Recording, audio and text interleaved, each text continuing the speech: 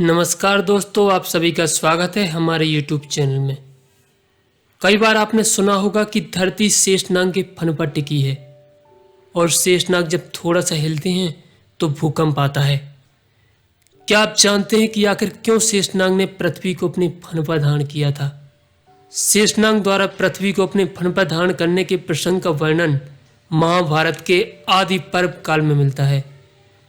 महाभारत के इस कथा के अनुसार ब्रह्मा जी के 6 मानस पुत्र थे, जिनमें से एक मरीचि थे। उनका एक पुत्र था जिनका नाम प्रजापति था। ऋषि कश्यप ने दक्ष प्रजापति की 17 पुत्रियों से विवाह किया था। उनमें से एक का नाम था कद्रु, जिनसे 1000 बलशाली नाग पैदा हुए। उनमें से शेषनाग सबसे बड़े थे। कद्रु के बेटों में सबसे पराक्रमी शेषनाग थे, जिनका एक नाम अनंत भी है।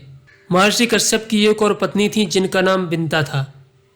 कहते हैं एक बार कद्रु और बिंता कहीं बाहर घूमने गईं। वहां उन्होंने एक घोड़े को देखा। कद्रु ने कहा वह घोड़ा सफेद है लेकिन उसकी पूंछ काली है। इस पर बिंता ने कहा कि घोड़ा पूरा सफेद है। इस बात पर दोनों में शर्त लगी कि जो हारेगा वो दूसरे की दासी बनेगी।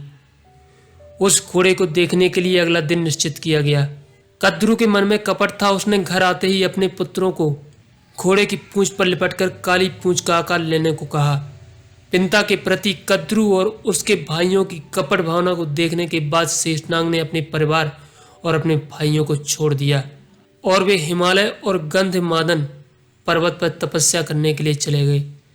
वे हवा के सहारे अपना जीवन यापन करने लगे तथा अपनी इंद्रियों पर काबू पाने के लिए ध्यान करने लगे।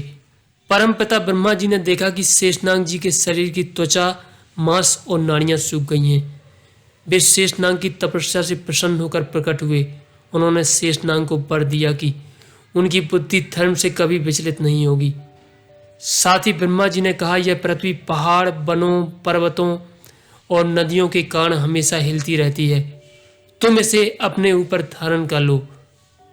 तब ब्रह्मा जी के कहने पर शेषनाग ने पृथ्वी को अपने फन पर धारण कर लिया। दोस्तों, आशा करता हूँ ये वीडियो आपको पसंद आई होगी। इस वीडियो को लाइक करें, साथ ही हमारे चैनल को सब्सक्राइब करें और बेल आइकन को भी दबा दें ताकि इसी प्रकार की अगला वीडियो आप तक पहुँचती रहें। इस वीडियो को अपने दोस्तों के साथ शेयर करें। धन्यवाद।